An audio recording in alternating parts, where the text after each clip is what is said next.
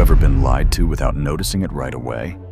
Most people don't fall for deception because they're naive, but because they don't know how to detect the signals. Liars don't show up with a sign on their forehead, nor do they always avoid eye contact, nor do they necessarily stammer nervously. No, the most skilled ones seem attentive, concerned, even helpful. And yet, if you know how to listen carefully, you'll discover that they all repeat the same 5 types of questions. Today, we're going to see what those manipulative questions are, why they use them, and most importantly, how you can protect yourself from falling into their web. Because remember, the truth is not only what someone says, but also how they ask and with what intention. To begin with, you need to understand something. Liars are not movie characters or villains from a novel. They exist in real life, at work, in relationships, and in everyday negotiations. A lie is not always some grand invention. Sometimes, it's just small distortions that build up over time. And here, questions are their favorite tool. Psychologists like Paul Ekman, experts in lie detection, have shown that good liars don't give themselves away with obvious gestures, but with language. They use it to divert attention, plant doubt, and maintain control of the conversation. Let's look at the first manipulative question. Why would I lie to you? It sounds innocent, almost like a plea for honesty. But it isn't. In reality, it's an emotional trick. The intention is not to clear up your doubts with evidence, but to make you feel guilty for having them. It's a game with your trust, and if you fall for it, you begin to doubt your own instincts and end up giving the other person the benefit of the doubt. From psychology, this question exploits what Robert Cialdini calls social reciprocity. When someone puts themselves in a role of vulnerability, as if they were the misunderstood victim, we tend to respond with concessions. At work, for example, a coworker who doesn't deliver a report might say, "Why would I lie to you? You know I always get things done." Notice, they don't give proof.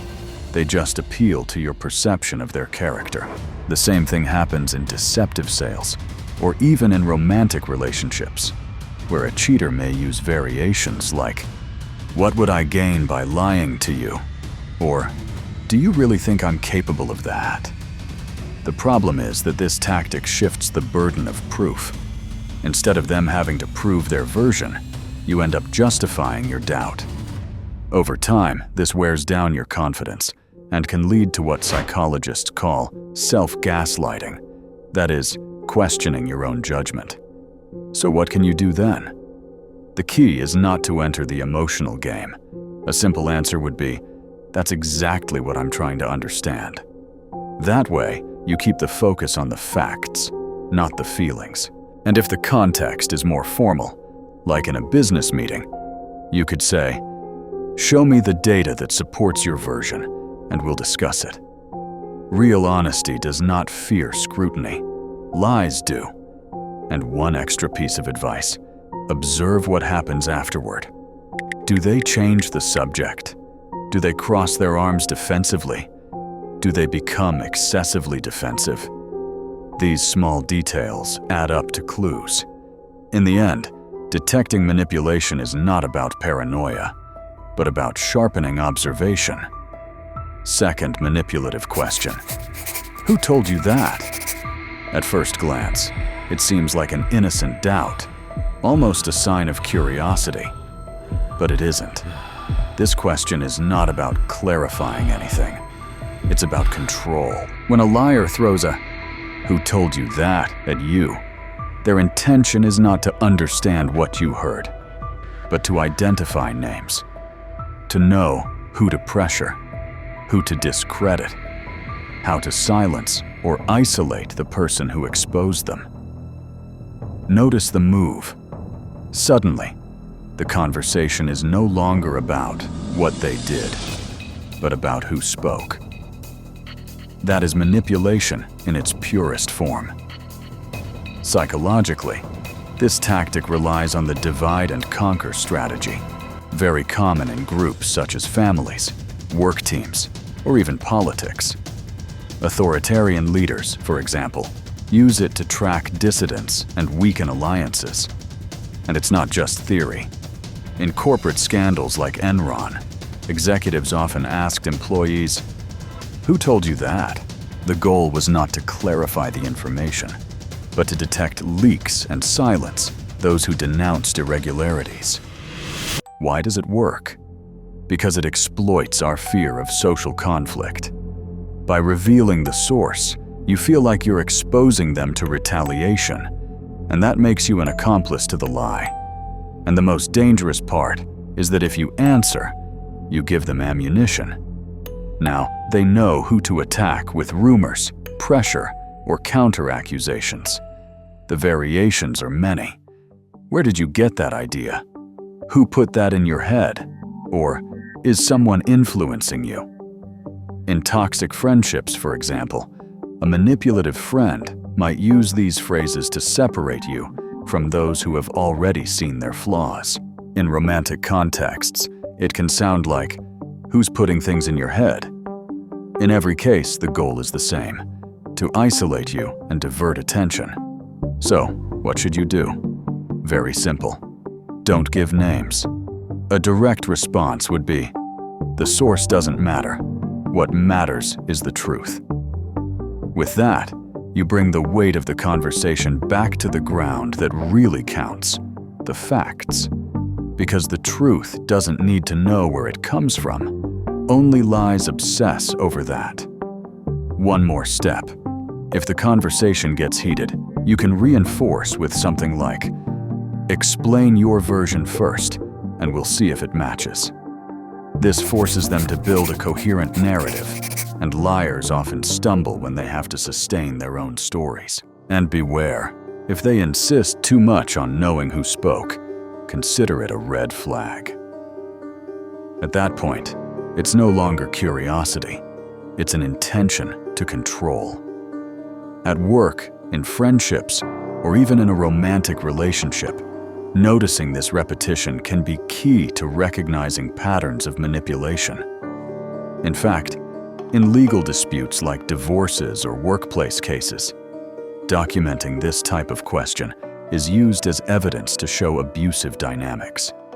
If what I'm telling you is making you realize things, subscribe to the channel and give the video a like. And tell me in the comments, "Christopher, these questions make me doubt the truth." I'd love to read your experiences and analyze them in future videos. Now then, stay alert, because we're moving on to the third manipulative question, one of the most commonly used to make you doubt yourself. The very popular, "Don't you trust me?" Another emotional trap disguised as innocence.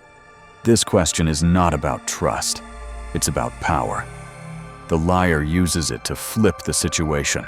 Instead of them having to prove their honesty, now you're the one who has to justify why you doubt. But let's remember the essential. Trust is not demanded. It's earned day by day with consistency, respect, and integrity. If someone demands it instead of cultivating it, that's a warning sign. Psychologically, this tactic is related to the DARVO pattern: deny, attack, reverse victim, and offender, widely documented in studies of emotional abuse. The liar implicitly denies, attacks your doubt, and presents themselves as the victim. In conflicted romantic relationships, this maneuver is frequent. For example, someone hiding debts might say, "Don't you trust me?" when you review the accounts, diverting attention from their irresponsibility to your supposed lack of faith. The variations are just as dangerous. "Do you doubt me after everything we've been through?" Or, "Why do you always think the worst?" All of them appeal to guilt and shared history, manipulating your empathy so you prioritize the relationship over the facts. Social neuroscience has shown that this type of phrase activates brain regions associated with empathy, which makes it easier for the manipulator to take advantage of your predisposition to forgive. Over time, this erodes your self-esteem and makes you tolerate bigger and bigger lies. How to respond? One option is firm and clear. Trust is not asked for, it's built. That way, you return the weight to the right place, on their actions, not your justifications. And if you want to go further, you can add, "Show me actions that back it up, and we'll talk." This cuts off empty promises and demands facts. Pay close attention to their reaction. If they get angry or evade, they are not looking for trust.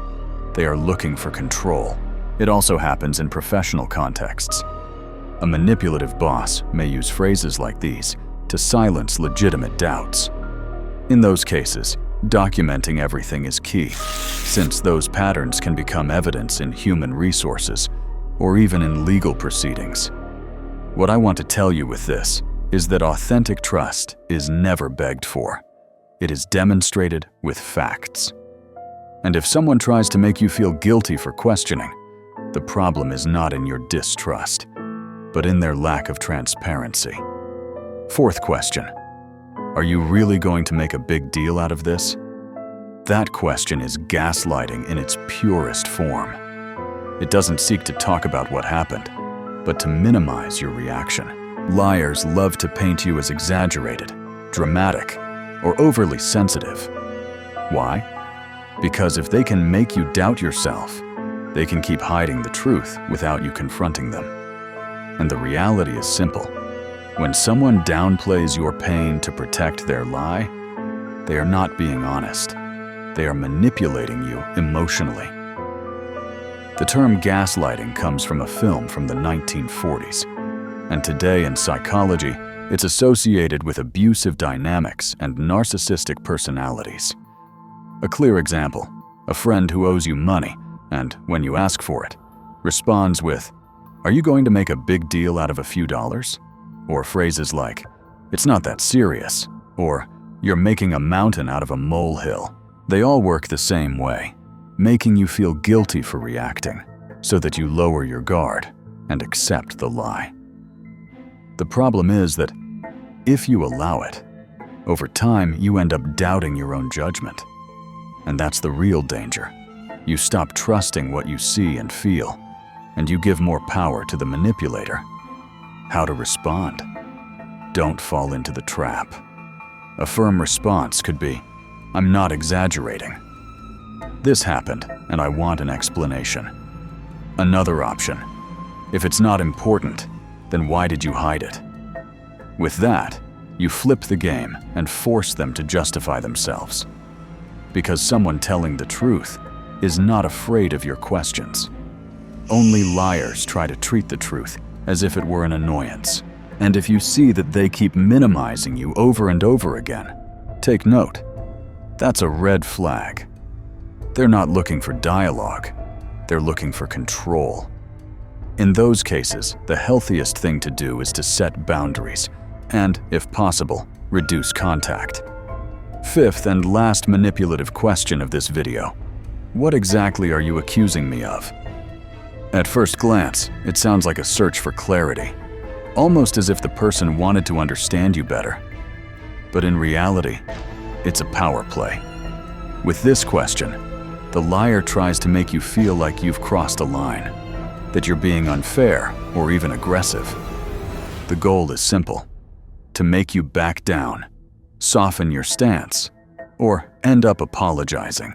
And if they manage to turn your doubt into an accusation, they've already won. The conversation stops being about what they did and starts revolving around your tone or your attack. This is what psychology calls reframing. That is, changing the framework of the discussion. In interrogations, trained detectives know very well that falling into this trap can dilute the central issue. Think of an everyday example: a roommate who never pays the rent on time, and when you bring up the irregularities, they hit you with, "What exactly are you accusing me of?" Suddenly, the problem is no longer their lack of responsibility. but your supposed harshness. The variations are many. What are you insinuating? Or don't accuse me without proof. They all play on the same fear. The fear of seeming unfair or paranoid. And that's the danger, because if you go on the defensive, the truth gets diluted. How to respond? Stay calm. A clear and firm option is, I'm not accusing, I'm asking. And I want a concrete answer. Without raising your voice, without drama, just facts. If they keep evading, insist. Explain your version to me step by step. This forces them to dive into the details, and that's where liars often stumble. Keep in mind that great liars don't always invent spectacular stories. Many times they hide behind small questions, disguised as innocence, that make you feel guilty for doubting.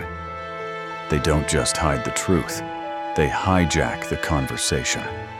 That's why, if you want to protect yourself, don't just stay with the words. Listen to the intention. Ask yourself, is this question meant to clarify or to divert?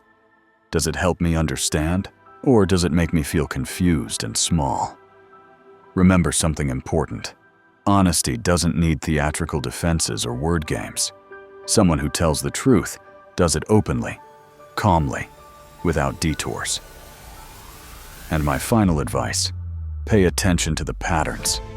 If someone uses 2, 3, or more of these questions in the same conversation, it's probably not a coincidence. In investigations like those in the book Spy the Lie, written by former CIA agents, it is shown that clusters of repeated signals are much more revealing than a single isolated signal. Practice in your daily life. Listen to a politician in a debate, a salesperson who is a little too pushy, or even in family arguments. Training that mental filter not only protects you from manipulators, it also improves the way you communicate, making you clearer and more direct. Most people are honest, and that's what we should remember.